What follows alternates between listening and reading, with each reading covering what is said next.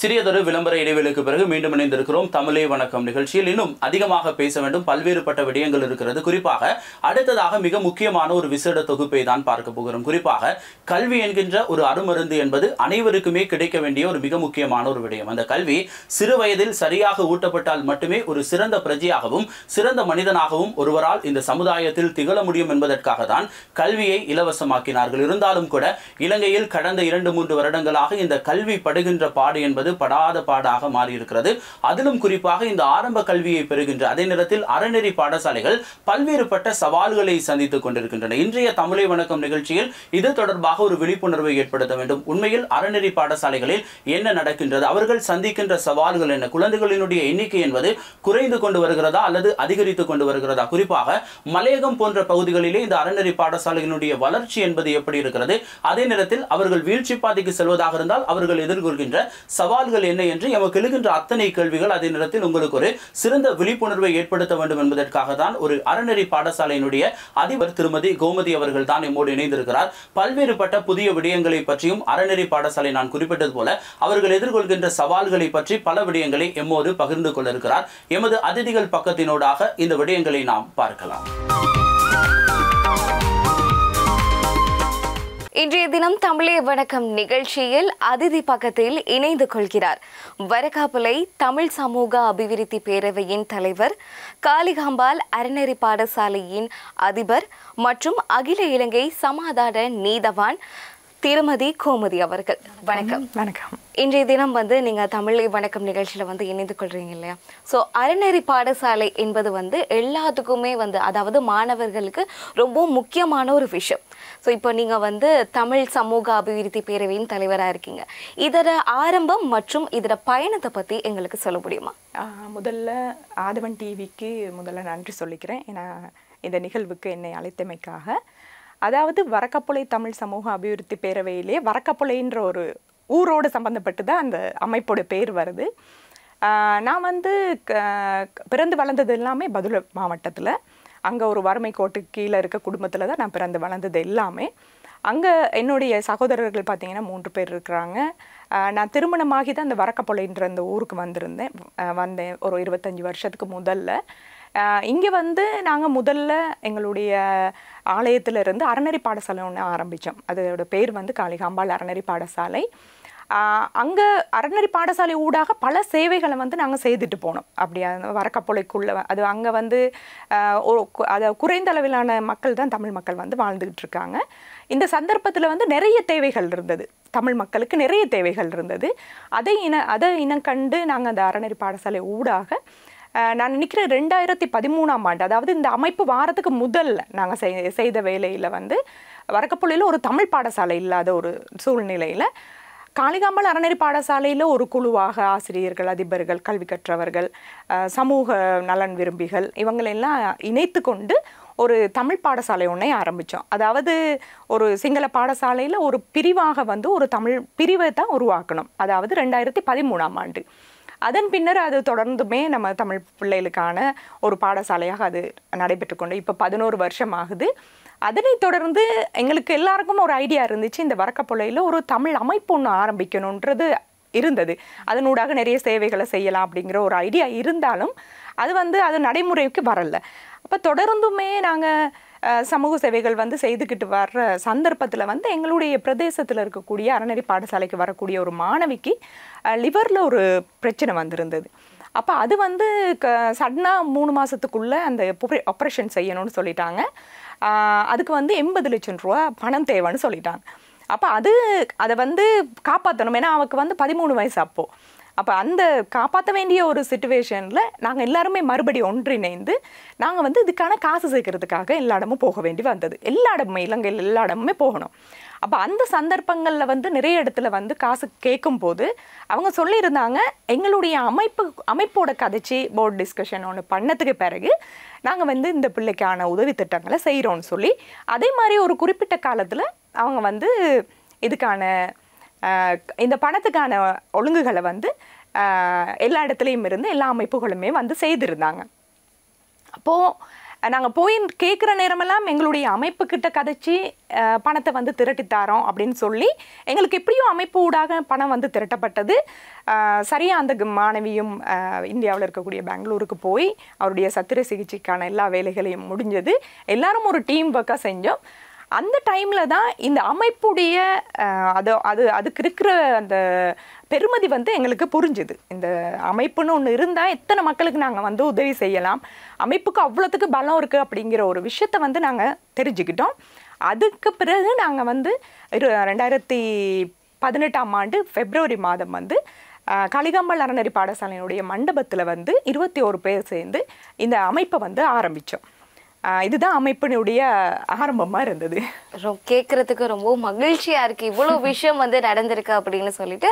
So அறநெறி பாடசாலைகள் வந்து மேற்கொள்ளும் போது அதில் வந்து நிறைய சவால்கள் இருக்கும். உங்களுக்கு தெரிஞ்சு அந்த சவால்களை வந்து வெற்றி அடைஞ்சு நிறைய விஷயங்கள் நாங்கள் பார்த்து செய்கிற நேரத்தில் வந்து நிறைய நம்மளுக்கு வந்து எக்ஸ்பீரியன்ஸாக இருக்கும். இந்த விஷயங்களை வந்து நாங்கள் அடுத்த தடவை செய்யக்கூடாது அப்படிங்கிற மாதிரி. ஸோ நீங்கள் வந்து எதிர்கொண்ட சவால்கள் என்ன?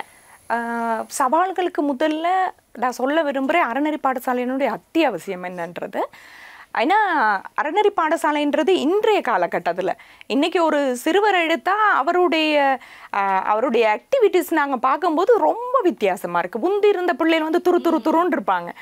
இப்போ இருக்கிற பிள்ளைங்கள்லாம் பார்த்தா ஸ்ட்ரெஸ் ஆகி ஒரு மாதிரி பார்க்குற நேரமே எங்களுக்கு புத்துணர்வே இல்லாத அளவுக்கு பிள்ளைகள் வந்து இருக்கிறாங்க. அப்போது அப்படி இருக்கும்போது நாங்கள் வந்து இந்த மாணவர்கள் மத்தியில் வந்து அறநெறி கல்வி இப்போது இன்றைக்கி வந்து இந்த நவீன காலத்தில் நவீன ஊடகங்கள் வந்து ஒரு பெரிய ஒரு பிரச்சனையை கொண்டு வந்து வச்சுருக்கு. அதே மாதிரி கல்வி முறையும் கூட ஒரு என்ன படித்தாதான் எல்லாம் அப்படின்ற ஒரு மெஷின் வாழ்க்கையாக மாறி இருக்குது கல்வி முறை கூட. இப்போ இந்த மாதிரியான காலப்பகுதியில் வந்து ஒரு குழந்தையை நாங்கள் ஒழுங்கான முறையில் வழி நடத்தணும், ஒரு நல்ல ஒழுக்கங்களோடு இருக்கணும், ஒரு மரியாதை கொடுக்கக்கூடிய குழந்தையாக இருக்கணும், ஒரு அன்பு, கருணை, சேவை, இந்த மனப்பான்மைகள் எல்லாம் இருக்கணும் அப்படின்னு சொன்னால் கண்டிப்பாக அறநெறி கல்வின்றது வந்து முக்கியத்துவமாக இருக்கிறது.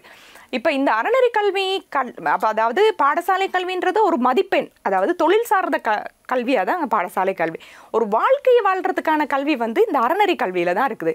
அப்படியா இருந்தால் இன்றைக்கி எத்தனையோ பெற்றோர்கள் வந்து தன்னை பிள்ளை வந்து இப்படி ஆயிடுச்சு, சின்ன வயசுலேயே ட்ரக்ஸ் எடுக்கிறாரு, சின்ன வயசுலேயே திருமணம் முடிச்சுட்டாரு, இவர் வந்து ஒரு ஜெயிலுக்கு போகிற அளவுக்கு இவருக்கு பிரச்சனை வந்திருக்குது, ஃப்ரெண்ட்ஸோட நல்லா மூவ் பண்ணுறாரு, இல்லை எங்களோட பேச மாட்டேன்றாரு, படிப்பு மட்டும் இருக்குது ஆனால் ஒரு மரியாதை கொடுக்க தெரியல, அப்படின்ற அளவுக்கு இன்றைக்கி பெற்றோர்கள் வந்து ஒரு பெரிய ஒரு அவங்களே என்ன பண்ணுறதுன்றதே ஒன்றும் தெரியாத அளவுக்கு இருக்கிறாங்க. இந்த மாதிரியான சூழ்நிலையில் வந்து இந்த அறநெறி கல்வின்றது வந்து கட்டாயமாக இந்த ஒரு குழந்தைக்கு அறநெறி கல்வி அங்கே தான் மதிப்பு கொடுக்கறது, கருணை காட்டுறது, சேவை மனப்பான்மை வளர்க்குறது, ஃபிசிக்கலாகவும் சரி மென்டலாகவும் சரி ரெண்டு சைட்லேயுமே அங்கே தான் நம்மளுக்கு எக்ஸசைஸ் நடக்குது.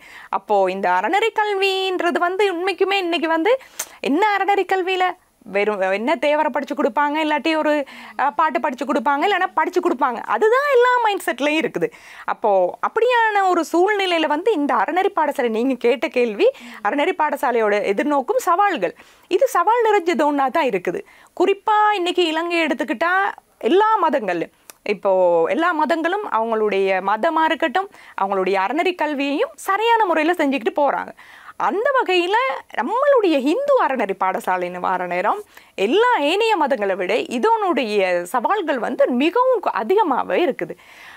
அதுக்கான காரணங்கள் வந்து இன்றைக்கு பொதுவாக நான் மலையகத்தை பற்றி சொல்கிறேன். மலையகத்தில் நான் ஃபீல்டுக்கு விசிட்டுக்கு போனதுனால இந்த மலையகத்தில் எதிர்நோக்கக்கூடிய பிரச்சனைகளை சொல்கிறேன். மலையகத்தை பொறுத்த வரைக்கும் இருக்கிற தோட்டப்புறங்களில் வந்து அதிகமாக இந்து மாணவர்கள் இந்து மக்கள் வந்து வாழ்கிறாங்க. அங்கே வந்து ஒரு பொதுவான ஸ்தலம் அப்படின்னு சொன்னால் அது ஒரு ஆலயமாக இருக்கும். இப்போ அந்த ஆலயத்தினூடாகத்தான் இந்த ஊரை வந்து வழிநடத்த முடியுமா இருக்கும் கண்டிப்பாக, ஏன்னா அது ஒரு பொதுவாக சேரக்கூடிய இடம். இந்த ஆலயத்தினூடாக வழிநடத்த வேண்டிய நிறைய விஷயங்கள் வந்து செய்கிறதுக்கான வாய்ப்புகள் வந்து நிறைய குறைவு. காரணம் வந்து இங்கே ஆலயங்களில் பூஜை பண்ணுறவங்களா இருக்கட்டும், அறநெறி பாடசாலைகளை கல்வி கற்றுக் கொடுக்கக்கூடியவங்களா இருக்கட்டும், பெற்றோர்களாக இருக்கட்டும், இந்த அறநெறி கல்விக்குரிய மகத்துவம் வந்து அவ்வளோ பெரிய அளவில் அவங்களுக்கு விழிப்புணர்வு இல்லை. இந்த ஆலயங்கள் உண்டாக வழி நடத்தக்கூடிய அந்த குருமார்களாக இருக்கட்டும் அல்லது மத தலைவர்களாக இருக்கட்டும் அதனை சரியாக செய்கிறதுக்கான ஒரு ட்ரைனிங்கோ அவங்களூடாக இந்த மக்களை வந்து வழி நடத்துறதுக்கான சொற்பொழிகள் வந்து மிக மிக குறைவு. பூஜைகள் நடக்குது, எல்லாமே செய்கிறாங்க. ஆனால் இந்த பிள்ளைகளை ஒரு எதிர்கால தலைமுறைகளை உருவாக்கக்கூடிய அந்த நல்ல சிந்தனைகளை வளர்க்குறதுக்கு வந்து ஆலயங்கள் வந்து மிக மிக குறைவு. அந்த சந்தர்ப்பங்களில் இந்த அறநெறி பாடசாலைன்றது இதை விட ஒரு சவால் நிறைஞ்ச ஒரு கட்டமாக தான் அமைஞ்சிருக்குது. அடுத்தது வந்து பிரதானமாக இந்த அறநெறி கல்வியை செஞ்சுட்டு போகிறதுல வந்து எதிர்நோக்கக்கூடிய ஒரு மிகப்பெரிய பிரச்சனை வந்து இந்த டியூஷன் கிளாஸ்ன்றது, பிரத்யேக கிளாஸ் வகுப்புகள் வந்து அறநெறி பாடசாலைக்கான மாணவர்களுடைய வருகையை வந்து மிக மிக மிக குறைச்சு கொண்டே வருது. காரணம் என்னன்னு சொன்னால், அந்த ஆசிரியர்கள், அந்த வகுப்பில் மேற்கொள்கிற ஆசிரியர்கள், இப்போ பெற்றோர்கள் எல்லாமே கல்வி தான் முக்கியம் அப்படிங்கிற ஒரு மைண்ட் செட்டுக்கு வந்துட்டாங்க. இப்போ நீங்கள் சொல்கிறீங்க, பிறந்த குழந்தை கூட கிரேட் 1 வர முதல்லையே அவங்கள கொண்டு போயிட்டு வகுப்புக்கு கொண்டு போயிட்டு விடுறதும், ஆன்லைனில் கிளாஸை படிப்புன்ற ஒரு மைண்ட் செட் வந்து அவங்களுக்கு நல்லாவே. அதாவது நாங்கள் படித்தோமோ படிக்கலையோ பேரண்ட்ஸ், ஆனால் என் பிள்ளைய நல்லா படிக்க வச்சிருன்ற ஒரு மைண்ட் செட்டுக்குள்ள அவங்க வந்துட்டாங்க. அதனால போட்டி நிறைஞ்ச ஒரு கல்வி முறையாக இப்போ போய்கிட்டு இருக்கு. அந்த வகையில் பெற்றோர்கள் இந்த கிரேட் 1ல இருந்து இந்த பிள்ளைகளை வந்து எப்படி வழி நடத்துறாதுங்கன்னா, படிப்புன்றதை சொல்லிக்கிட்டே இருக்காங்க வீட்டுக்கு. இப்போ நார்மலாக பாருங்கள், மண்டே அங்கே திங்கக்கிழமையிலேருந்து வெள்ளிக்கிழமை வரைக்கும் பாடசாலையில் கல்வி முறை நடக்குது. அதே பாடசாலை நிறைவு செய்யும் போதும் அந்த 3 மணிலேருந்து 5 மணியோ 6 மணி பிள்ளைகள் வந்து தூர பிரதேசங்கள்லேருந்து இந்த மலையகத்தில் எஸ்டேட் பகுதியிலேருந்து போகிற பிள்ளைகள் வந்து வீட்டுக்கு வந்து சேரவே 7-8 மணி ஆகிரும். வந்த உடனே அவங்க டயர்ட் ஆயிடுவாங்க. அவங்க கொடுத்த ஹோம்ஒர்க் வந்து அவங்க அடுத்த நாள் செஞ்சுட்டு போகணும், இல்லைன்னா அதுக்கு பனிஷ்மெண்ட் இருக்குது. அப்படியான சூழலில் இந்த சனிக்கிழமைன்னு ஒரு நாள் இருக்குது, ஞாயிற்றுக்கிழமைன்னு ஒரு நாள் இருக்குது. இந்த சனிக்கிழமையும் என்ன செய்கிறாங்கன்னா, காலையில் 7 மணிக்கு ஸ்டார்ட் பண்ணுற கிளாஸ் சில நேரம் 6:30 மணிக்கு கூட ஒரு பிள்ளைகளுக்கு கிளாஸ் இருக்குது. இவங்க இந்த நைட் வரைக்கும் இது நடக்குது. இப்போ இங்கே வந்ததுக்கு பிறகு இந்த ஞாயிற்றுக்கிழமையும் இந்த பிள்ளைகளுக்கு கிளாஸை போடுற நேரம் இவங்களுடைய மனநிலை எப்படி இருக்குன்றது வந்து பொதுவாக எல்லாத்துக்கும் உணரக்கூடிய ஒரு விஷயம். ஆனால் அதை வந்து பெற்றோர்கள் கூட உணர்ந்து கொள்ள மாட்டேங்கிறாங்க. அதாவது வகுப்புகளுக்கு ஆசிரியர்களை கூப்பிட்டாலுமே இந்த பிள்ளையில வந்து இப்போ என்னுடைய அட்வைஸ் வந்து ஞாயிற்றுக்கிழமைன்றது ஒரு ஃப்ரெஷ்ஷாக நாங்கள் வந்து மைண்ட் ரீதியாகவும் சரி, உடல் ரீதியாகவும் சரி, மன ரீதியாகவும் சரி ஒரு ஃப்ரெஷ்ஷாக ஆகணும். அட்லீஸ்ட் ஒரு பிள்ளைக்கு முடிவெட்டுறதுக்காவது ஒரு டைம் கொடுக்கணும். அந்த ஞாயிற்றுக்கிழமையில தான் அது குளிச்சு அது சந்தோஷமா இருந்து விளையாட்டுக்குன்றது ஒரு டைமே இல்லாத அளவுக்கு இன்னைக்கு வந்து அப்படி ஒரு ஸ்மார்ட் போன்ஸ்ல தான் வந்து விளையாடுறாங்களும் கூட. நைட்ல வந்தாலும் அதுக்குள்ள இறங்கிடுறாங்க. அப்படியான சூழ்நிலையில வந்து இந்த மேலதிக வகுப்புகள் கண்டிப்பா இவங்களுக்கு ஒரு அந்த மாணவர்களுக்கான ஒரு வாழ்க்கை முறையை இப்ப சொல்லுவோம். மலையகத்துல வந்து 200வது வருஷம். இந்த 200வது வருஷத்தில் வந்து பெரிய மாற்றங்களை உருவாக்கணும். 200 வருஷம் கடந்துருச்சு அப்படின்னு சொல்லி நம்ம சொல்லிக்கிட்டு இருக்கோம். அப்படியே ஒரு மாற்றத்தை நம்ம கொண்டு வரதா இருந்தால் இந்த அறநெறி பாடசாலையாக இருக்கட்டும், இல்லாட்டி கல்வி முறையாக இருக்கட்டும், ஒரு தலைமுறையை உருவாக்குறதா இருக்கட்டும், இந்த மாணவர்களுக்கு யார் உதவி செய்யணும்னா இந்த மலையகத்தில் உள்ளவங்க தான் உதவி செய்யணும்.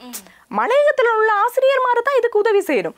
இந்த ஒரு மலையகத்தில் இருக்கக்கூடிய குழந்தைங்க வந்து பொருளாதார ரீதியாக இருக்கட்டும், கல்வி ரீதியாக இருக்கட்டும், எல்லா பக்கமுமே வந்து அவங்க பாதிக்கப்பட்டிருக்காங்க. இந்த மாதிரியான ஒரு சூழ்நிலையில் வந்து இவங்களை வழி நடத்துறதுக்கு வந்து அவங்களே தடையாக இருக்கும்போது, இப்போ அறநெறி கல்வின்றது இலங்கையிலேயே கண்டிப்பாக அறநெறி பாடசாலை ஞாயிற்றுக்கிழமை செய்யணுன்றது கட்டாயம். அப்படி ஒரு சூழல்ல இன்னைக்கு நம்மளுடைய மாவட்டத்தில் கூட ஒவ்வொரு பாடசாலைகள்லையும் அந்த ஒரு விஷயத்தை போட்டிருக்கு. எத்தனையோ ஆசிரியர்கள் எனக்கு தெரிஞ்சு பாடசாலையில் கல்வி கற்கக்கூடிய அதே பிள்ளைக்கு இந்த சனி ஞாயிற்றுக்கிழமையிலையும் கிளாஸ் செய்கிறாங்க. அப்போ பாடசாலை கல்வியில் வந்து அது தொழில் ரீதியாக வரும்போது அங்கே கற்றுக் கொடுக்காத பாடங்கள் இங்கே தான் கற்றுக் கொடுக்க போகிறாங்கன்றது ஒரு கேள்விக்குறியாக இருக்குது இன்னும் வரைக்குமே. ஆனால் அவங்க பயம் இல்லாமல் அதை வந்து செஞ்சுக்கிட்டு போய்கிட்டு இருக்கிறாங்க. சட்டங்கள் இருந்தாலுமே அதை கடந்து அவங்களுடைய ஒரு சுய இதுக்காக வேண்டி மலையகத்தில் உள்ள பிள்ளைகள் இன்றைக்கி எவ்வளோ காசுகளை செலவழித்து எவ்வளோ தூரம் போய் கடைசியாக O-level முடிஞ்சதுக்கு பிறகு A-levelக்கு என்ன செய்யறதுன்னு தெரியாத அளவுக்கு ஒரு பிரச்சனை வந்து அதை ஃபேஸ் பண்ண தெரியலை. அப்போ இந்த அறநெறி கல்வி இவ்வளோ முக்கியத்துவமாக இருக்கும்போது இவங்க இந்த பிரத்யேக கிளாஸ்ன்றது வந்து ஒரு பெரிய பிரச்சனையாக இருக்குது. இதுக்குரிய நடவடிக்கைகள் வந்து நாங்கள் எடுத்துக்கிட்டு தான் இருக்கோம். எதிர்காலத்தில் வந்து இது வந்து கவர்மெண்ட் ரீதியாகவும் சரி, இது ஒரு மனுவாகவும் சரி, இது வந்து நாங்கள் ஃபேஸ் பண்ணுறதுக்கு எல்லா டீச்சர்ஸுடைய கருத்துகளும் வந்து ஆராய்ச்சியின்படி அதுதான் அவங்களுடைய பதிலாகவும் இருக்குது. அதனால எதிர்காலத்தில் வந்து இதுக்கான கண்டிப்பாக இதுக்குரிய சட்ட நடவடிக்கைகள் வந்து எடுக்கணும். இந்த பிள்ளைகளுடைய வாழ்க்கைக்கு அந்த ஆசிரியர்களும் ஒரு கொஞ்சம் முன்னுக்கு வந்து நம்ம மலையகத்தை மாற்றணும்னு சொல்கிறதுக்கு வாயில் சொல்லாமல் அவங்கள நீங்கள் கண்டிப்பாக நீங்கள் அறநெறிக்கு போகணும், பாடசாலை ஒன்று அறிவுறுத்தலாம், பாடசாலைகள் சொல்லலாம், நீங்கள் கண்டிப்பாக அறநெறிக்கு போனால் தான் நாங்கள் வந்து உங்களுக்கு மார்க்ஸ் வழங்குவோம். அது அவங்களால செய்ய முடிஞ்ச வேலை. அதே மாதிரி எத்தனையோ சர்வதேச பாடசாலைகள்ல இன்னைக்கு அறநெறி கல்விக்கு போனால் எங்களுக்கு ஒரு இது கொடுப்பாங்க அப்ளிகேஷன். அந்த அப்ளிகேஷனில் வந்து 4 கிளாஸ் வந்துருந்தா சைன் பண்ணால் மட்டுமே அந்த சமய பாடத்துக்கான மார்க்ஸ் வந்து 10 புள்ளிகள் வந்து அதிகரிக்கிறாங்க. இந்த ஒரு சிஸ்டம் ஏன் இந்த பாடசாலைகளில் செய்ய முடியாது? முடியும், ஆனாலுமே இதை வந்து ஏன் செய்யாமல் இருக்காங்கன்றது ஒரு பெரிய கேள்விக்குறி. இதுக்கான கண்டிப்பாக எதிர்காலத்தில் வந்து ஒரு பெரிய ஒரு மாற்றத்தை வந்து உருவாக்கணும். அதுக்கு நாங்கள் போன கிழமையிலையும் ஒரு டிஸ்கஷன் செஞ்சோம். பெற்றோர்களுக்கும் விழிப்புணர்வு கொடுக்கணும். மாணவர்கள் வாரத்துக்கு தயாராக தான் இருக்காங்க, அதில் எந்த விதமான பிரச்சனையும் இல்லை. இதில் தடங்களாக இருக்குது ஒன்று, பெற்றோர்கள் கல்விக்கு பின்னாலே போகிறதுனால. ரெண்டாவது வந்து அதுலேயும் ஒரு சிலர் தான், ஒரு சில பெற்றோர் பார்த்தீங்கன்னா பிள்ளைகளை கூட்டிகிட்டு வந்து இருந்து சாப்பிட்டு கடைசி வரைக்கும் தொடர்ந்துமே போகிற எத்தனையோ பேரண்ட்ஸும் இருக்காங்க. எத்தனையோ ஆசிரியர்கள் கண்டிப்பாக அறநெறிக்கு போகிறோம்னு சொல்லக்கூடிய ஆசிரியர்கள். ஒரு சிலர் ஆசிரியர்கள்னால இன்னைக்கு வந்து இந்து அறநெறி பாடசாலைகள் வந்து இந்த அளவுக்கு வீழ்ச்சி காட்டுறதுக்கு அதான் மிகப்பெரிய ஒரு காரணமாக இருக்குது. கண்டிப்பா வந்து நிறைய விஷயங்கள் வந்து நீங்க வந்து சொல்லியிருந்தீங்க. அதோட மட்டும் இல்லாம இப்போ உள்ள மாணவர்கள் வந்து அறநெறிக்கு போகணும், போயிட்டு சமய பாடங்களா சரி, இல்லாட்டினா சமயம் சார்ந்த விழுமிய பண்புகளா இருந்தாலும் சரி நாங்க வந்து கற்றுக்கொள்ளணும் அப்படிங்கிறதுல விருப்பம் காட்டுறாங்களா? கண்டிப்பா விருப்பம் காட்டுறாங்க. அதாவது என்ன பொறுத்த வரைக்கும் அது அறநெறி பாடசாலை செய்யற ஆசிரியர் கையிலையும் இருக்குது. இப்ப நம்மளுடைய அறநெறி பாடசாலையை எடுத்துக்கிட்டா ஃபர்ஸ்ட் அன்பு தான். எங்கே சத்தமெல்லாம் போட முடியாது. ஆசிரியர்களாக இருந்தாலும் அன்பாக தான் பிள்ளைகளோட பேசணும். அதான் ரூல்ஸ். அன்பே சிவம் அப்படின்னு சொல்லி தான் ஆரம்பிக்கிறோம். அதே மாதிரி அன்பு காட்டணும் ஃபர்ஸ்ட்டுக்கு பிள்ளைகளோட. அவங்களுடைய இப்போ நாங்கள் சொல்லுவோம் ஏற்கனவே கல்வி முறை வந்து அவங்களுக்கு வந்து ஸ்ட்ரெஸ் ஆகியிருக்கும்போது மறுபடியும் நாங்கள் கல்வி முறையை இங்கே புத்தகத்தில் எழுதுறது வாசிக்கிறதுன்னு சொல்லிட்டு பிள்ளைகளுக்கு அப்படி கொடுத்துட்டு அப்படி செய்யும்போது பிள்ளைகளுக்கு வந்து அதுவும் ஸ்ட்ரெஸ்ஸாக மாறும். ஐயோ என்னது ஞாயிற்றுக்கிழமையும் எழுத்து வேலைகள் இருக்குது, திரும்பியும் மறுபடியும் கல்வி முறையாக இருக்குது, அப்போது இந்த பிள்ளைகள் பார்க்கும் கொஞ்சம் ஃப்ரீயாக ஞாயிற்றுக்கிழமை தூங்கி எழும்பலாம் அப்படிங்கிற ஒரு ஆசை ஒன்று வரும்.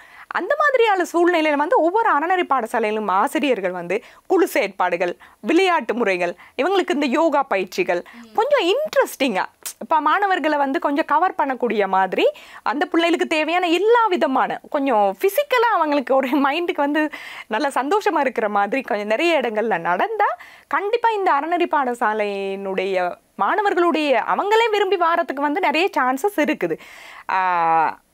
அறநெறி பாடசாலை இப்போ இந்து அறநெறி பாடசாலையை பொறுத்த வரைக்கும் ஆசிரியர்கள் எல்லாரும் ட்ரைனிங் முடிச்சுட்டு அறநெறி பாடசாலை செஞ்சவங்க இல்லை. அவங்க தானாகவே தான் இப்போ நிறைய தோட்டப்புறங்களில் பார்த்தீங்கன்னா ஓலெவல் படித்தவங்க கூட அறநெறி பாடசாலைகளை செஞ்சுக்கிட்டு போகிறாங்க. ஏன்னா யாருமே இல்லை. இப்போ நம்மளுடைய ஹிந்து மதத்தை பொறுத்த வரைக்கும் இந்து அறநெறி பாடசாலைகள் பொறுத்த வரைக்கும் ஒரு அமைப்பு ஒன்று, அதாவது அங்கேருந்து நம்மளுக்கு எல்லா விஷயங்களுமே செய்யக்கூடிய ஒரு சிஸ்டம் வந்து நம்மளுக்கு குறைவு, மிக குறைவு. எத்தனையோ கேகால மாவட்டத்தில் கூட இன்னும் முடங்கி போய் அறநெறி பாடசாலை ஆரம்பிக்காத எத்தனையோ இடங்கள் வந்து இருக்குது. இப்போ இந்த மாதிரியான இந்த மாதிரியான விஷயங்களை வந்து தனிநபர் நாங்களை கூட எங்களால் கூட செய்ய கஷ்டம். நாங்கள் வந்து அதுக்கு வந்து மேலே இருக்கக்கூடிய நிறுவனங்கள் அதுக்கு முன் வரணும். அடுத்து இந்து அமைப்புகள் முன் வரணும், இந்து மத குருமார்கள் முன் வரணும், அறநெறி பாடசாலைகள், ஆலயங்கள், நிர்வாகங்கள் இது எல்லாமே ஒன்றிணையும் போது தான் அறநெறி பாடசாலையை வந்து செய்துட்டு போகிறதுக்கான வாய்ப்புகள் வந்து அதிகமாக இருக்குது. அதே ஊருக்குள்ளே எல்லாருமே ஒற்றுமையாக இருக்கும்போது கண்டிப்பாக இந்த பிள்ளைகளுடைய அதாவது பேரண்ட்ஸ் இப்போ பெற்றோர்கள் தானே கிளாஸுக்கு கூட புஷ் பண்ணுறாங்க, போங்கன்னு சொல்லி. அப்போ அப்படியா இருக்கும்போது அறநெறிக்கையே புஷ் பண்ண மாட்டேங்கிறாங்கன்னு சொன்னால் அங்கே என்ன நடக்குது, அங்கே போய் என்ன பண்ண போகுது என்ற பிள்ளை, அந்த மாதிரியான ஒரு மைண்ட் செட் பிள்ளைகள் எல்லாத்துலேயுமே விருப்பம் தான். அது பெற்றோர்களோட வழிநடத்தல தான் இருக்குது. சில பனிஷ்மெண்ட் கொடுப்போம் அப்படின்னு சொன்னதுக்கு பிறகு பிள்ளைகள் பயந்துருவாங்க பாடசாலைகளில், அந்த மேலதிக வகுப்புகளில். இந்த மாதிரியான சூழ்நிலையில் இப்போது நிறைய வந்து இப்போ நான் அறநெறி பாடசாலைகளில் நிறைய விஷயங்கள் வந்து நடந்துட்டு போகுது. இப்போது ஒரு குழந்தையோடைய ஆக்கத்திறன்கள், அவங்களுடைய தனித்திறமைகள், கட்டுரை, சித்திரம், வில்லுப்பாட்டு, ட்ராமா, மியூசிக்காக இருக்கட்டும், டான்ஸாக இருக்கட்டும், பல்வேறு துறைகளில் இருக்க பிள்ளைகளுடைய டேலண்ட்ஸை வெளிக்கொண்டு வரதுக்கு இந்து கலாச்சார திணைக்களத்தினூடாக நிறைய போட்டி நிகழ்ச்சிகள்லாம் நடந்துட்டு போகுது. அப்படி போட்டி நிகழ்ச்சி நடக்கும் போது தனித்தனி திறமையுடைய பிள்ளைகள் வந்து வெளியில் வர்றதுக்கு அதிகம்.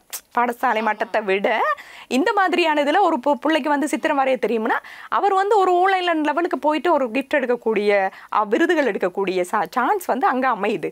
ஆனால் அந்த வாய்ப்புகள் வந்து எல்லா எஸ்டேட்டுக்கும் போய் சேருதானா மிக குறைவு. எல்லா எஸ்டேட்லேயும் போய் சேருதில்லை, எல்லா தோட்டப்புறங்களையும் எல்லா கிராமங்கள்லையும் போய் சேருதில்லை, எல்லா மாணவர்கள் மத்தியிலையும் போய் சேருதில்லை. காரணம் வந்து அதுக்குரிய வழிநடத்தல் வந்து சரியான முறையில் இல்லை, சிஸ்டம் ஒன்றும் இல்லை. சிஸ்டம் சரியாகும் போது இப்போ எங்களுக்கு இப்போ இந்த சனிக்கிழமை நாளில் வந்து பிள்ளைகளுக்கான ஆக்கத்திறன் போட்டி ஒன்று நடக்குது.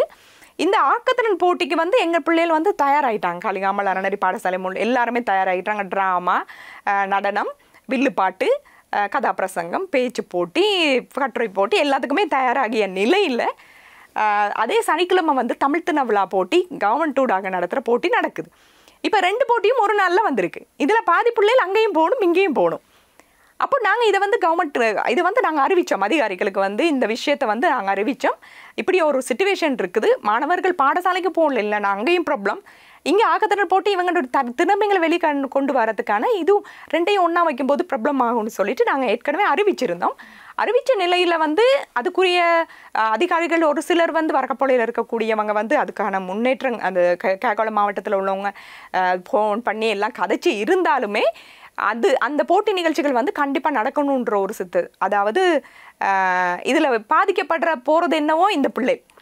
இந்த மாதிரியான ஒரு என்ன சொல்கிறது, சரியான ஒரு முறையான ஒரு விஷயம் நடக்காதனால அது மேலிடங்கள்லேருந்து செய்கிற ஒவ்வொரு விஷயங்களும் இந்த பிள்ளையில தான் பாதிக்கப்படுது. அப்போ இவ்வளோ பழகி இவ்வளோ ஒரு எதிர்பார்ப்போட இருந்த குழந்தைங்களுக்கு வந்து இன்றைக்கி அந்த நிகழ்ச்சிகளுக்கு பங்கு பற்றி அவர்களுடைய திறமையை வெளிக்காட்ட முடியாத ஒரு சூழ்நிலை வந்து 2 பக்கமுமே காணப்படுறதுனால பாதிக்கப்பட போகிறது என்னவோ பிள்ளைகள் தான். அதனால் கண்டிப்பாக ஒரு சிஸ்டம் இருக்கணும், ஒரு முன்கூட்டிய ஒரு அறிவித்தல் இருக்கணும். அது ஒரு மாணவராக இருந்தாலும் அவர்களுக்குரிய ரெஸ்பான்சிபிள் வந்து அவங்களுக்கு கொடுக்கணும். கண்டிப்பாக அது ஒரு புள்ள தானே 10 புள்ள தானே அப்படின்ற ஒரு அசால்ட்டான ஒரு விஷயத்த வந்து யாருமே மேலிடத்தில் இருக்கக்கூடியவங்க செய்யும் போது இந்த பிள்ளைக்கு வந்து இதில் அதிருப்தி தான் வரும். இப்போ எங்களுடைய மாணவர்களுக்கே இந்த போட்டி நிகழ்ச்சிகளில் வந்து ஒரு அதிருப்தி வந்து வந்துடும். கண்டிப்பாக என்ன இப்படி இவ்வளோ கஷ்டப்பட்டமே இப்படி கிடைக்கலையே, சான்ஸ் ஒன்று வாய்ப்புகளுக்கு தானே காத்திருக்கிறாங்க. எத்தனையோ கஷ்டப்பட்ட பிள்ளைகள் கூட இன்றைக்கி ஒரு வாய்ப்புனால தான் ஒரு மேல் இடத்துக்கு போய்கிட்டு இருக்காங்க. அந்த வாய்ப்பே சரியான முறையில் அது நடைமுறைக்கு இல்லைன்னு சொன்னால் அது வந்து லைஃப்பில் வந்து அவங்களுக்கு அதுவே கீழே தள்ளுறதுக்கான ஒரு சந்தர்ப்பமாக போயிடும். அடுத்த கேள்வி பார்த்தீங்க அப்படின்னு சொன்னால், வரக்காப்பிள்ளை தமிழ் சமூக அபிவிருத்தி பேரவையின் அந்த செயற்திட்டங்கள் இப்போதைய நிலையில் எப்படி இருக்கு? அதாவது வரக்காப்பிள்ளை தமிழ் சமூக அபிவிருத்தி பேரவை வந்து ஆரம்பித்து நாங்கள் வரக்காப்பிள்ளைக்குள்ளே ஒரு ரெஜிஸ்ட்ரேஷன் செய்யலான்னு தான் ஐடியா பண்ணது ஃபர்ஸ்ட். அதாவது அங்கேயே ஒரு பதிவை செய்துட்டு வரக்காப்பிள்ளைக்குள்ளே வேலை செய்வோன்றது தான் எங்களுடைய ஐடியாவாக இருந்தது. ஆனால் அந்த சந்தர்ப்பத்தில் தான் அந்த கொரோனான்ற ஒரு விஷயம் வந்தது. அப்போ அந்த நேரங்களில் வந்து பல நிறுவனங்களோடு சேர்ந்து இலங்கை முழுதுமே எங்களுக்கு வேலை செய்ய வேண்டிய ஒரு நல்ல வாய்ப்பு கிடைச்சது. ஸ்ரீலங்காவில் எங்கெங்கெல்லாம் மக்கள் வந்து வறுமையில் அந்த சிச்சுவேஷனில் பாதிக்கப்பட்டிருக்காங்களோ அவங்க எல்லாத்துக்குமே நாங்கள் வந்து உதவி செய்யணுன்ற நோக்கத்தோடு பல இடங்களில் போய் சேவை செய்ய தொடங்கி அதுக்கு பிறகு நாங்கள் கேகாலை மாவட்டத்தினூடாக இந்த அமைப்பை வந்து ரெஜிஸ்டர் பண்ணலான்ட்டு போயிருந்தோம். அப்போ அங்கேயே அவங்க சொல்லிட்டாங்க என்னென்னா, இது வந்து நீங்கள் ஸ்ரீலங்கா ஃபுல்லாக வேலை செய்கிறனால நீங்கள் வந்து ஆன்லைன் NGOவை வந்து இதை பதிவு செய்யலாம். அப்போ அதுக்கான எல்லா யாப்பு சட்டத்திட்டங்கள் எல்லாமே வந்து நாங்கள் தொடர்ந்துமே அது முயற்சி செய்து 2023 ஆண்டு பிப்ரவரி மாதம் வந்து எங்களுக்கு அமைப்பு ஆன்லைன் ரெஜிஸ்டர் வந்து எங்களுக்கு கிடைச்சிருச்சு. அப்போ அது ஒரு பெரிய பலமாக அமைஞ்சது. எங்களுக்கு இலங்கை ஃபுல்லாகவே இனிமேல் வேலை செய்யலான்ற ஒரு கட்டத்துக்குள்ளே நாங்கள் வந்துட்டோம். அதுக்கு பிறகு நாங்கள் நிறைய விஷயங்கள் நிறைய வேலை திட்டங்கள் வந்து அமைப்பு ரீதியாக நிறைய வேலை திட்டங்கள் அப்படியா இப்போ பார்க்க போனால் கல்வி ரீதியாக இருக்கட்டும், தார்மீக மேம்பாடு, மற்றது இந்த வறுமை கோட்டுக்குள்ள இருக்கக்கூடிய பெண்மணிகள் கணவனை இழந்த பெண்மணிகளுக்கான வீடு திட்டங்கள், மலசல கூடங்கள், தண்ணீர் வசதி, கால்நடை மற்றும் நிறைய இது போன்ற பல விஷயங்கள் வந்து அமைப்பினூடாக வந்து நாங்கள் செஞ்சுக்கிட்டு போனோம். இப்போ லாஸ்ட் வந்து நம்ம 6வது வருஷ நிறைவை வந்து நாங்கள் மகாவலி சென்ற கொழும்பில் வந்து இந்த நிகழ்ச்சி வந்து செஞ்சுருந்தோம். பெரிய பிரம்மாண்டமான நிலையில் செய்திருந்தோம். இந்திய தூதரகத்தின் ஊடாக இது NGO ஊடாக இருக்கக்கூடிய அதிகாரிகளையும் அழைத்து வந்து இங்கே இருக்கக்கூடிய தனவந்தர்கள் அமைப்பு ரீதியானவர்களெல்லாம் அழைச்சி இந்த நிகழ்ச்சி வந்து கொஞ்சம் பிரம்மாண்டமாக செய்திருந்தோம் ஒரு அறிமுகத்துக்காக வேண்டி. இந்த நிலையில் எங்களோட இணைஞ்சு இப்போ வேலை செய்யக்கூடியவர்கள், அதாவது இதில் உள்ள மெம்பர்ஸ் வந்து ஒரு 46 பேர் இப்போ தற்போது எங்களோட இருக்கிறாங்க. அதில் வந்து அதிகமாக வந்து இளைஞர்கள் வந்து இதில் இணைஞ்சிருக்கிறாங்க. இந்த அமைப்பினூடாக யாருமே அதாவது பணத்திற்காக வேலை செய்கிறதில்ல. எல்லாமே ஃப்ரீ சர்வீஸ். வாலண்டியர்ஸாக தான் இந்த அமைப்பில் வந்து எல்லாருமே செயல்பட்டு வராங்க. அதுதான் ஒரு பெரிய ஒரு விஷயமா இருக்குது. வழமையாகவே ஒரு அமைப்பு வந்து ஒரு ஆண் வந்து தலைவராக இருக்கும், அடுத்தது மற்றவங்கெல்லாம் இருப்பாங்க, லேடிஸ் வந்து குறைவாக இருக்கும். அப்படியான அமைப்புகள் தான் நான் அதிகமாக பார்த்துருக்குறேன். இதில் வந்து நான் தான் பெண்ணாக இருக்கேன், தலைவராக இருக்கிறேன். எனக்கு கீழே நிறைய ஜென்ட்ஸ் இருக்கிறாங்க, என்னையோட வயசில் மூத்தவங்களாம் இருக்காங்க. பெண்களும் கூட அதிகமாக இணைஞ்சு செயல்படுறதுக்கு வந்து நான் இருக்கிறதும் ஒரு பக்கபலமாக இருக்குது. அவங்களுக்கு ஈஸியாக ஒர்க் பண்ணுறதுக்கு வந்து என்னோட இணைஞ்சு வந்து நிறைய பேர் சர்வீஸ் பண்ணுறாங்க. நிறைய டேலண்ட் உள்ளவங்க இருக்காங்க. இப்போ இந்த அமைப்பு ஆரம்பிக்கும் போது மலையகத்தில் தோட்டப்புறங்களில் பிறந்து வளர்ந்து இருக்கக்கூடியவங்க தான் இதில் அதிகமானவர்கள் வந்து மெம்பர்ஸாக இருந்தாங்க. இப்போ அவங்களுடைய பிள்ளைகளாக இருக்கட்டும், சுற்றி இருக்கக்கூடிய இளைஞர்களாக இருக்கட்டும், நல்ல கல்வி கற்றவங்களாக இருக்கட்டும், அக்கௌண்ட்ஸ் ரீதியாகவும் இருக்கட்டும், டாக்குமெண்ட்ஸ் ரீதியாகவும் சரி, எல்லா பக்கமுமே எங்களுக்கு, அதாவது ஒரு இடத்துக்கு போனால் அது ஒரு சிரமதான பணியை செய்கிறதுக்கு இறங்கி செய்கிறதுக்கு, இப்போ அமைப்புன்ற நேரம் தலைவர், செயலாளர், பொருளாளர் இப்படிங்கிற ஒரு நிர்வாக சபை இருந்தாலும் ஒரு இடத்துக்கு நாங்கள் வேலை செய்யும்போது சமமான ஒரு எல்லாருமே, ஒரு பெயிண்ட் அடிக்கணும்னா நாங்களும் சேர்ந்து பெயிண்ட் அடிப்போம், ஒரு மண்ணல் அனுப்புனா அந்த இடத்துக்கு என்ன தேவை இருக்கோ சர்வீஸ் அப்படிங்கிற நேரம் அதுதானே உண்மையான ஒரு விஷயமா இருக்கும். எல்லாருமே இறங்கி அந்த இடத்துல வந்து எல்லாரும் அவங்களுடைய படத்துக்காகவோ இல்லை இந்த பதவிக்காகவோ அப்படின்றது இல்லாமல் அதை தாண்டி இந்த மக்களுக்கு ஏதாவது செய்யணுன்ற ஒரு எதிர்பார்ப்பும் இல்லாமல் செய்யக்கூடிய ஒரு அமைப்பாக இந்த அமைப்பு மாறி இருக்கு. இப்போ நிறைய பேர் எங்களுடைய அமைப்பை இப்போ கொண்டு செல்றதுக்கு நிறையவே உதவி செஞ்சுக்கிட்டு இருக்கிறது வந்து எங்களுடைய, அதாவது வடகிழக்கு மாகாணங்கள்லேருந்து புலம்பெயர்ந்து போன தமிழ் மக்கள் வந்து நிறைய வந்து எங்களுடைய அமைப்பை கொண்டு போகிறதுக்கு தனித்தனியாகவே அவங்க வந்து அவங்களுடைய இண்டிவிஜுவல் டோனர்ஸாக வந்து அவங்க நிறைய பேர் இருக்கிறாங்க. அதே மாதிரி பல நிறுவனங்களும் எங்களோட இணைஞ்சு வேலை செய்கிறதுக்கு இப்போ தயாராக இருக்காங்க. 5 வருஷத்துக்கான ப்ரொஜெக்ட்ஸ் எல்லாம் போட்டிருக்கிறோம். இந்த அமைப்பை பொறுத்த வரைக்கும் பல சவால்கள் எல்லாம் கடந்து தான் வந்திருக்கிறோம். இந்த நிலையில் இப்போ நாங்கள் வந்து ஒரு இடத்துக்கு வந்திருக்கிறோம், ஒரு பொசிஷனுக்கு வந்திருக்கிறோம். இதுக்கு பிறகும் நாங்கள் நிறைய வேலை திட்டங்களை வந்து செய்கிறதுக்கு வந்து நாங்கள் தயாராக இருக்கோம், செய்ய முடியும். அந்தளவுக்கு எங்களுக்கு பலம் இருக்குது. இளைஞர்கள் வந்து இணைஞ்சிருக்கிறது தான் ரொம்பவே எங்களுக்கு வந்து அது ஒரு ப்ளஸ் பாயிண்ட்டாக மாறி இருக்குது. நீங்க முதல்ல சொன்ன மாதிரி நிறைய இடங்கள்ல வந்து தலைவரா ஒரு ஆண் இருப்பாரு அப்படின்னு சொல்லியிருக்கீங்க. ஸோ அது வந்து நாங்க வளமையா வந்து பார்க்கக்கூடிய ஒரு விஷயம் தான். நீங்க ஒரு பெண்ணா ஒரு தலைவரா இருக்கிற நேரத்துல நீங்க வந்து எதிர்கொண்ட சவால்கள் என்ன? ஃபர்ஸ்ட் வந்து ஃபேமிலியில் வந்து ஆரம்பத்தில் நான் இந்த சர்வீஸ்க்குள்ளே வரும்போது ஃபேமிலியே வேண்டான்னு தான் சொன்னாங்க. காரணம் என்னன்னு சொன்னால், நான் வந்து ஒரு ஆலயத்தோட தொடர்புடையவர். ஆலயத்தில் இருக்கிறவங்க வந்து கூடுதலாக வந்து வெளியிலே போக மாட்டாங்க, முகத்தையே காட்ட மாட்டாங்க சில இடங்களில் வந்து. அப்போது வெளியில் போய் நான் வேலை செய்யும்போது பல விமர்சனங்கள் வந்து கண்டிப்பாக ஒரு லேடிஸ் அப்படிங்கிற நேரம், அதாவது சமூகத்துக்குள்ளே இறங்கும்போது என்னத்தான் நல்லது செஞ்சாலுமே எங்கே கெட்டது சொல்லலான்ற ஒரு மைண்ட் செட்டோடு தான் நிறைய பேர் இருப்பாங்க. அப்படி இருக்கும் சந்தர்ப்பத்தில் வந்து முதல்ல வந்து நம்ம வீட்டில் வந்து எல்லா பக்கமும் எங்களுடைய சகோதரர்களாக இருக்கட்டும், வீட்டில் பிள்ளைகளாக எல்லா பக்கமுமே எனக்கு வந்து தடைகள் இருந்தது. அப்படின்னா கவனம் அப்படின்னு சொல்லியிருந்தாங்க. இது போகிறது சரி, சமுதாயத்துக்குள்ளே போகிற நேரம் நாளைக்கு பிரச்சனைகளை வந்து ஃபேஸ் பண்ண வேண்டி வரும். ஆனாலுமே எனக்கு என்னுடைய தந்தை வந்து வறுமை கோட்டில் இருந்தாலுமே என்னுடைய தந்தை வந்து அவர் அப்போ வந்து இந்த மிருகங்களுக்கு வைத்தியம் பார்க்குறது, சில சர்வீஸ் வந்து அவ்வளோ சர்வீஸ் பண்ணுவாராம். கஷ்டன்றது ஒரு பக்கம் இருந்தாலும் அவருடைய சர்வீஸ், அதனால தான் நாங்களும் கூட அதை பார்த்து வளர்ந்ததுனாலையோ என்னவோ தெரியாது, நாங்களும் மக்களுக்கு ஏதாவது செய்யணுன்ற ஒரு உணர்வு வந்து உடம்புக்குள்ளேயே ஊறி போயிட்டு இருக்குது. அப்போ அந்த மாதிரியான ஒரு சந்தர்ப்பத்தில் வந்து இந்த குடும்பங்களுடைய ப்ரெஷர் வந்து ஆரம்ப காலத்தில் இருந்தாலும் என்னுடைய சர்வீஸ் போக போக போக அவங்களே என்னோட சேர்ந்து ஒர்க் பண்ணுற அளவுக்கு வந்துட்டாங்க, எல்லாருமே வேலை செய்கிற அளவுக்கு வந்துட்டாங்க. அப்படின்னு சொன்னால் குடும்பம் வந்து ஒத்துழைச்சி எல்லாத்துக்குமே அலௌட் பண்ணுறதுக்கு. அதுக்கு பிறகு சமூகம் அப்படின்னு சொல்கிற நேரம் நான் அதிகமாக வந்து எல்லாத்தோடையும் வேலை செய்யும் போது கூட நிறைய சமூகத்தில் வந்து எனக்கு பெரிய அளவில் பிரச்சனைகள் வரலை, எல்லாரும் ஒத்துழைப்பு கொடுத்தாங்க. சமீப காலத்தில் வந்து சில நிறுவனங்களோட வந்து எங்களுக்கு வந்து ஓவர் ப்ரெஷர் வந்தது. அதாவது இப்போது இலங்கையினுடைய சட்டத்திட்டத்தின்படி நம்ம ஒரு ஓல் ஐலண்டா என்ஜிஓவில் ரெஜிஸ்டர் ஆகியிருக்கக்கூடிய ஒரு அமைப்பு வந்து நிறைய சட்டத்திட்டங்களுக்கு கட்டுப்பட்டு தான் நடக்க வேண்டிய ஒரு சிச்சுவேஷன் இருக்கும். அது காசுன்ற நேரம் அதிகமான ஒரு பிரச்சனைக்கு வந்து முகம் கொடுக்க இருக்குது. ₹1 இருந்தாலும் கணக்கு சொல்லணுன்ற அளவுக்கு இன்னைக்கு வந்து ஒரு பதிவு செய்யப்பட்ட அமைப்பு வந்து கணக்கு வழக்குகள் அவங்களுடைய டாக்குமெண்ட்ஸ் வந்து கரெக்டாக இருக்கணும். இந்த மாதிரி சூழலில் நாங்கள் வேலை செஞ்சிட்டு இருக்கும் போதே எங்களுக்கு ஒரு சில நிறுவனங்கள் ஊடாக, அதாவது ஸ்ரீலங்கானுடைய சட்டத்திட்டங்களுக்கு அப்பாற்பட்ட ஒரு சில வேலைத்திட்டங்களை வந்து செய்ய வேண்டிய ஒரு ப்ரெஷர் வந்தது. அந்த மாதிரியான சந்தர்ப்பங்களில் நாங்கள் அதுக்கு இடம் கொடுக்கல.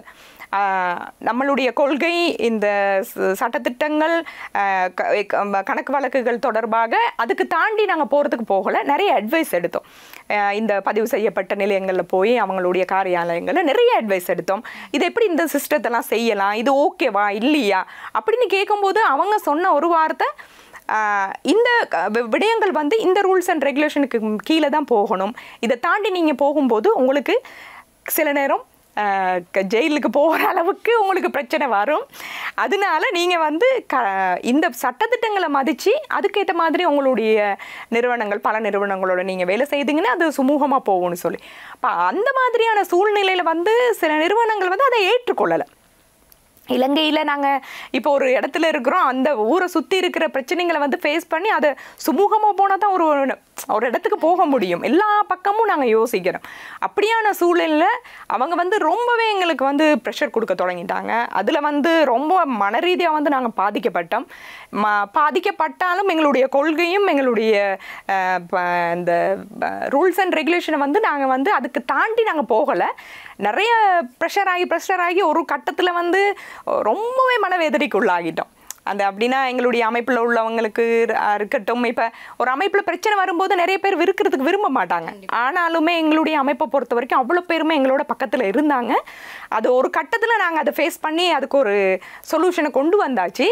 ஆனாலும் இந்த மாதிரியான அமைப்புகள்ன்ற நேரம் சாதாரணமாக நகர முடியாது. நிறைய விஷயங்களுக்கு வந்து நாங்கள் சவால்களுக்கு முகம் கொடுத்து தான் போக வேண்டி இருக்குது. அந்த மாதிரியான பிரச்சனைகளை தவிர ஏனைய சமூகத்துக்கு இடையில் வந்து எங்களுக்கு எந்த விதமான பிரச்சனைகளும் வந்ததில்லை. இந்த பல நிறுவனங்களூடாக அப்படி வெளிநாடு அப்படிங்கிற நேரம் இந்த ஸ்ரீலங்காவுடைய சட்டத்திட்டங்கள் வந்து தெரியாமல் இருக்கலாம். அதனால அவங்களுக்கு வந்து அதை பற்றி புரிய வைக்கிறதுக்கு கொஞ்சம் காலம் எடுத்துச்சு. அதுதான் நீங்கள் சொல்லக்கூடிய பதில் வந்து எல்லா பெண்களும் நம்பி வந்து ஒரு வேலையில் வந்து இறங்கணும், நிறைய சவால்களை வந்து எதிர்கொள்ளணும். ஸோ நிறைய விஷயங்கள் இதை பற்றின வந்து நீங்கள் ஷேர் பண்ணிட்டு இருக்கீங்க. அதே மாதிரி இந்த அறநெறி பாடசாலையின் அத்தியாவசியமான ஒரு விஷயம் என்ன, ஏன் இந்த அறநெறி பாடசாலைக்கு நாங்கள் சென்று நாங்கள் ஏன் அந்த பாடத்தை நாங்கள் வந்து கற்பிக்கணும், அதோட மட்டும் இல்லாமல் நிறைய விஷயங்கள் வந்து மாணவர்கள் வந்து கட்டாயம் வந்து தெரிஞ்சு கொள்ளணும் அப்படிங்கிறதுக்கான மெயின் விஷயம் என்ன? இப்போ பார்த்தீங்கன்னா ஞாயிற்றுக்கிழமையில் நடக்கக்கூடிய அறநெறி பாடசாலைகளில் வந்து ஃபர்ஸ்ட் வந்து மாணவர்கள் வந்து கீழே இருக்கணும். இந்த நம்ம மலமையாகவே இப்போ நம்ம பழக்கத்துக்கு வந்திருக்கு இந்த சேரில் இருந்து சாப்பிட்றது. அப்படி அந்த காலத்துல எல்லாம் வந்து கீழே இருந்து தான் சாப்பிடணும். அது வந்து உடலுக்கு ஃபிசிக்கலாகவே நம்மளுக்கு ஒரு எக்ஸசைஸ் நடக்கும். இந்த மாதிரியான விஷயங்களில் வந்து அறநெறி கல்வியில் வந்து கீழே இருந்து தான், அதாவது 8:30 மணிக்கு ஸ்டார்ட் பண்ணுற 12:30 மணி வரைக்கும் இந்த அறநெறி பாடசாலை நடக்குதுன்னா அந்த மணித்தியாலங்க 4-5 ஹவருக்குமே பிள்ளைகள் வந்து நிலத்தில் தான் இருப்பாங்க. அப்போ அதில் ஒரு எக்ஸசைஸ் அவங்களுக்கு கிடைக்குது. அடுத்தது வந்து மைண்டை ரிலாக்ஸ் பண்ணுறதுக்கான தியான முறைகள் நடக்குது. தியானங்கள் வந்து ரிலாக்ஸ் ஆகிட்டு அவங்க எல்லா ஒருநிலைப்படுத்தி அவங்களுடைய தியான முறைகள் நடக்குது. ஃபிசிக்கலாக வந்து அவங்களுக்கு குழு விளையாட்டு நடக்குது ஒற்றுமையாக. இப்போது எத்தனையோ நம்மளுடைய அறநெறி பொறுத்த வரைக்கும் இது ஒரு கிராமத்துக்குள்ளே இல்லை, இது வந்து ஒரு மைய பகுதியில் இருக்கிற ஒரு அறநெறி பாடசாலை. இதுக்கு வந்து சர்வதேச பாடசாலைகளோ இல்லது எல்லா பாடசாலைகளிலும் இருந்து வரக்கூடிய மாணவர்கள் வந்து நிறைய பேர் வராங்க. இவங்களுக்குள்ள ஒரு ஃப்ரெண்ட்ஷிப் வரும். அவர்களுடைய நண்பர்கள் அவங்க எல்லாருமே ஒன்றிணைறதுக்கு ஒரு நல்ல சான்ஸாக கிடைக்குது. அடுத்தது வந்து இப்போ இருக்க காலத்தை பொறுத்த வரைக்கும் இப்போ நல்ல விஷயங்கள் கொடுக்கறதுக்கு வந்து நிறைய டைம் வந்து குறைவாக இருக்குது. எங்களுடைய வாழ்க்கை ஒரு மாதிரி அந்த மாதிரியான ஒரு சிச்சுவேஷனுக்கு வந்துடுச்சு. அதாவது பெற்றோர்கள் வேலைக்கு போகிறவங்களா இருப்பாங்க, பாடசாலைகள் கல்விக்கான ஒரு நோக்கத்தோடு தான் அவங்களுடைய வேலை திட்டங்கள் இருக்கும். நிறைய இடங்களில் வந்து ஒரு மாணவருக்கு ஒரு நல்ல விஷயங்களை சொல்லிக் கொடுக்கறது கூட ஒரு டைமை செலவழிக்க முடியாத அளவுக்கு ஒரு பிஸியான உலகமாக மாறி இருக்கு. இந்த மாதிரி சூழ்நிலையில் இந்த 2-3 மணித்தியாலமுமே இந்த பிள்ளைகளுக்கு வந்து அவங்க மனசு, இப்போ பெரியவங்களுக்கு வந்து ஒரு விஷயத்த வந்து இதயத்தில் கொண்டு போய் அவங்கள வந்து ஒரு நல்முறைப்படுத்துறது வந்து கொஞ்சம் கடினமான விஷயம்.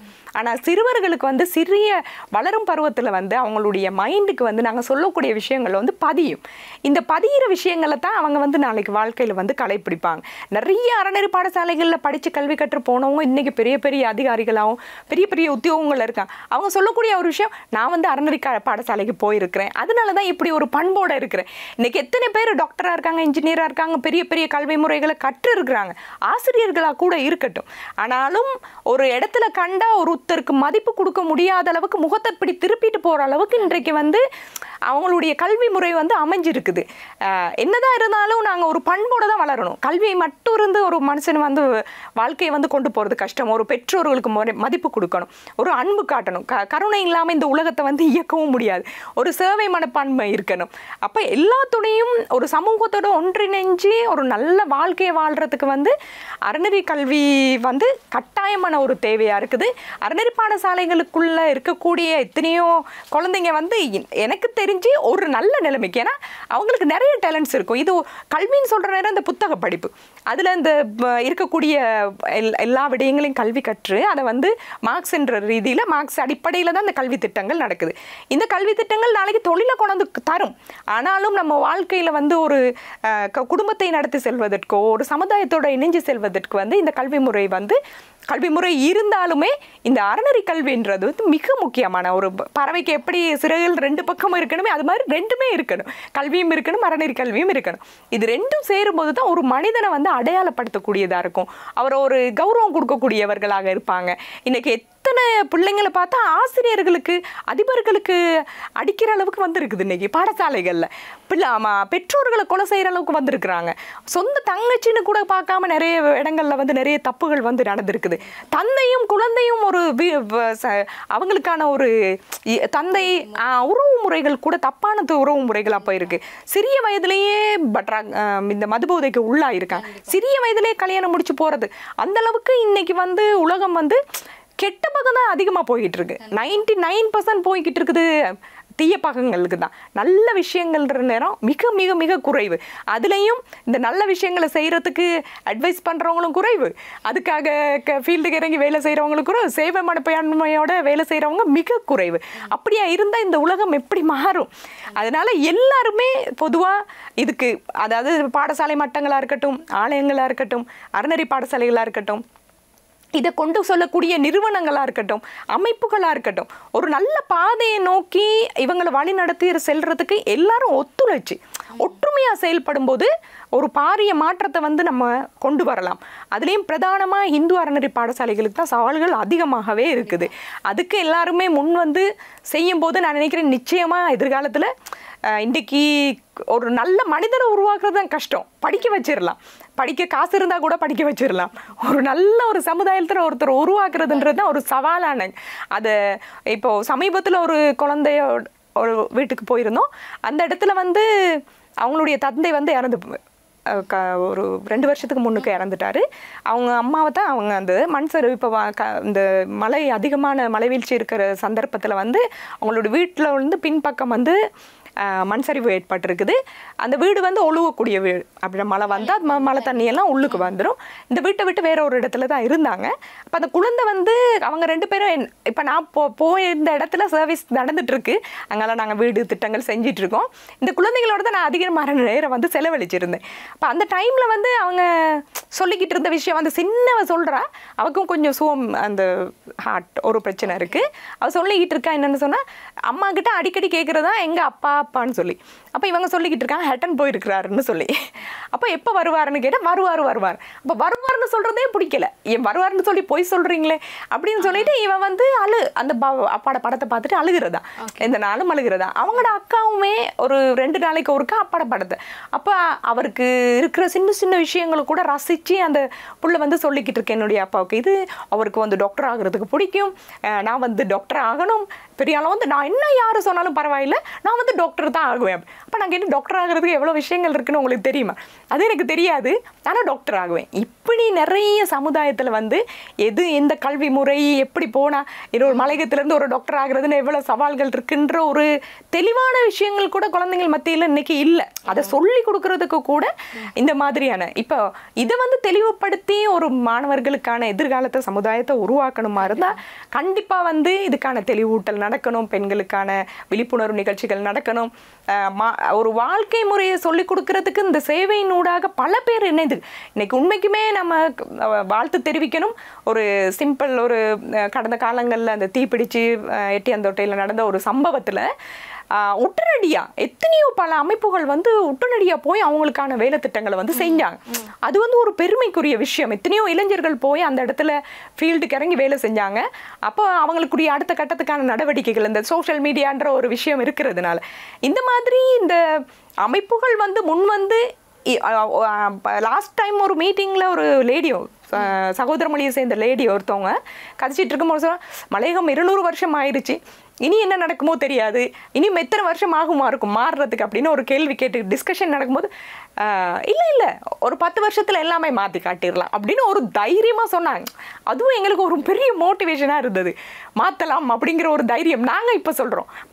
மாற்றலாம், ஒரு நல்ல சமுதாயத்தை உருவாக்கலாம், மலையகத்திலையும் ஒரு எல்லாருக்கும் இருக்க மாதிரியே ஒரு சந்தோஷமான வாழ்க்கையை உருவாக்கலான்றது வந்து எங்களுக்குமே ஒரு தைரியம் வந்திருக்கு. அப்படி நாங்கள் பாசிட்டிவாகவே யோசிச்சு ஃபர்ஸ்ட்டுக்கு வந்து இந்த அதிகாரம்ன்ற ஒரு துஷ்பிரயோகத்தை விட்டுட்டு அன்பா செய்ய செயல்பட தொடங்கினாலே அது சிறுவர்களாக இருக்கட்டும், பாடசாலை மட்டங்களாக இருக்கட்டும், அறநெறி பாடசாலைகள் இருக்கும், அறநெறி பாடசாலையோட தொடர்புடைய விஷயங்களாக இருக்கட்டும், அன்பா ஒரு விஷயத்தை செய்யும் போது கண்டிப்பாக அதோட சக்ஸஸ் வந்து நிறைய நடக்கும். ஒரு சர்வீஸை வந்து நாங்கள் பணம் இருந்தால் செய்ய முடியாது, பணம் இருந்தால் நாங்கள் கொண்டு போயிட்டு கொடுக்கலாம், ஆனால் அது அன்போடு கொடுக்கும்போது அதோட வேல்யூஸ் வந்து அதிகமாக இருக்கும். ஆனால் நாங்கள் அனுபவிக்கிற அதோட ஆத்ம திருப்தியும் வந்து அதுக்கு வார்த்தைகளால் சொல்ல முடியாது. அவ்வளோத்துக்கு ஒரு சந்தோஷமாக இருக்கும். அந்த சின்னவங்களோட நாங்கள் ஒரு அவங்கள ஹாப்பினஸ் ஆக்கும்போது, சந்தோஷத்தை வெளியே கொண்டு வரும்போது, அதனால எல்லாருமே கண்டிப்பாக இந்த ஒரு மாற்றத்தை கொண்டு வரணும், மக்கள் மத்தியில் ஒரு மாற்றத்தை கொண்டு வரணும், இந்த மாணவர்கள் வந்து ஒரு ஒழுங்கான முறையில் வழி நடத்தணும், அவங்கள ஒரு சிறந்த ஒரு இடத்துக்கு கொண்டு போகணும், அவங்களுடைய நல்ல பண்புகளுடைய வளர்க்கணும் அப்படின்னு சொன்னால் எல்லாருமே இணைந்து எல்லாருமே ஒற்றுமையாக இணைந்து இந்த பயணத்தை போனமா இருந்தால் மட்டுமே கண்டிப்பாக ஒரு பெரிய மாற்றங்கள் வரும். மாற்றத்தை உருவாக்குறதுக்கான எல்லா வழிகளும் இருக்குது, வாய்ப்புகளும் இருக்குது. சரியான முறையில் அதை செயல்படுத்தினாங்களா இருந்தால் நிச்சயமாக எதிர்காலத்தில் ஒரு பெரிய மாற்றங்களை கொண்டு வந்து ஒரு நல்ல வாழ்க்கை முறையை கொண்டு வந்து கொடுக்க முடியும் அப்படின்றது தான் என்னோட கருத்து. கண்டிப்பாக நீங்கள் சொன்ன மாதிரியே வந்து மாற்றம் ஒன்றே மாறாதது அப்படிங்கிற ஒரு விஷயத்தில் வந்து முடிச்சிங்க. அறநெறி பாடசாலை வகுப்புகளாக இருக்கட்டும், அறநெறி விழுமிய பண்புகளாக இருக்கட்டும், ஒரு மனிதனுடைய வாழ்க்கையில் எவ்வளோ ஒரு மாற்றத்தை கொண்டு வரும் அப்படின்னு சொல்லிட்டு நிறைய விஷயங்கள் வந்து எங்களோட ஷேர் பண்ணியிருந்தீங்க. ரொம்பவே நன்றி. இவ்வளோ காலம் எடுத்து, அதாவது இவ்வளோ நேரம் எடுத்து கேட்ட கேள்விகளுக்கு வந்து ஒழுங்காகவே பதில் சொல்லியிருந்தீங்க. ரொம்ப மரியாதைக்குரிய பதில் சொல்லியிருந்தீங்க.